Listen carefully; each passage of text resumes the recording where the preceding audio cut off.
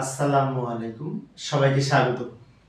প্রিয় শিক্ষার্থী বন্ধুরা, আজকে আমি এই যে আইসিটি বিষয়ের আমরা যখন লজিক ফাংশন থেকে লজিক গেট অঙ্কন করি, তখন এই ধরনের যদি লজিক ফাংশন থাকে, এখানে বলেছে x সমান a প্লাস b নট এবং b প্লাস c নট, এটা দ্বারা আমরা কিভাবে অঙ্কন করব। এখানে ইনপুট হিসেবে a আছে, b আছে, c আছে। তো এই যে a একটা ইনপুট নিয়েছি আর b একটা ইনপুট নিব, তো b এর সাথে নট তৈরি করতে হবে। b নট আছে না, b ও আছে, b নটও আছে। সেজন্য আমরা এখানে b এর সাথে এই b এর এখান থেকে একটা লাইন বের করে তার সাথে নট যুক্ত করে এখানে b নট বের করে দিলাম। এখন আমরা বলতে পারি এটা a, এটা a নট, সরি এটা b, এটা b নট। এ তো আলাদা, এটা b, এটা b নট। এবার c নট তৈরি করতে হবে। তো c একটা ইনপুট নিলাম, c থেকে আবার এখানে আমরা নট যুক্ত করে c নট বের করে দিলাম। এখন আমরা এটা c নট পেয়েছি। এবার এগুলা দিয়ে এই ফাংশনের মাধ্যমে আমরা লজিক গেট অঙ্কন করব। প্রথমত ব্র্যাকেটের কাজগুলি আগে করব। তো ব্র্যাকেটের মধ্যে কি বলেছে, a এর সাথে b নট যোগ হবে, যোগ করার জন্য অর গেট তৈরি করতে হবে। a এর সাথে b নট যদি যোগ করতে চাই, এইটা হচ্ছে a আর এইটা হচ্ছে b নট। a আর b নট দুইটা মিলে আমাদের এখানে একটি অর গেট তৈরি করতে হবে, যোগ করার জন্য অর গেট। এই যে লাইনটা বের হলো, এটা হচ্ছে a plus b not.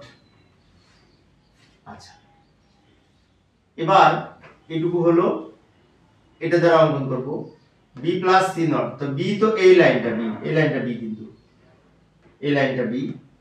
c not মানে এইটা c নট, এটা c, আর এই লাস্ট এটা c নট, এটা c নট। তাহলে b আর c নট, b আর c নট মিলে আবার যোগ হয়েছে, যোগ, যোগের জন্য একটু অর গেট অঙ্কন করব। এবং এই যোগের উপরে কিন্তু আবার নট আছে, এই যে পূরকটা আছে, যোগের উপরে এই পূরকটা থাকার কারণে এখানে নট ব্যবহার করব। এখানে কিন্তু নট ব্যবহার করি নাই, কারণ এখানে নট ছিল না উপরে, বাট এখানে এই প্লাসের উপরে নট আছে। তো প্লাসের জন্য আমরা অর গেট অঙ্কন করে তার উপরে এই নট ব্যবহার করেছি। এবার ফাইনালি যে দুটো আউটপুট বের হচ্ছে, এটার মান এটা, এটার মান এটা, এই দুইটার ফলাফল মিলে হিসেবে গুণ হবে। গুণ করার জন্য এন্ড গেট। তো গুণ করার জন্য আমরা একটা কাজ করতে পারি, উপর থেকে একটু নিচের দিকে নিয়ে আসলাম, এই নিয়ে আসলাম। এবার এই দুটো মিলে এই গুণ করব, গুণ করার জন্য এন্ড গেট অঙ্কন করব। এন্ড গেট ডি এর মতো দেখতে, এই ধরনের, এটাকে এন্ড গেট বলে। ফাইনালি যে আউটপুটটা বের হলো, এটা হচ্ছে x এর মান, অর্থাৎ লাস্টের যে আউটপুটটা পেলাম এটা হচ্ছে টোটাল ax এর মান। এইটার মান হচ্ছে এটা, এটার মান হচ্ছে এটা, এই দুইটা মিলে গুণ হয়েছে, গুণ, গুণ করার জন্য a এন্ড গেট অঙ্কন করেছি।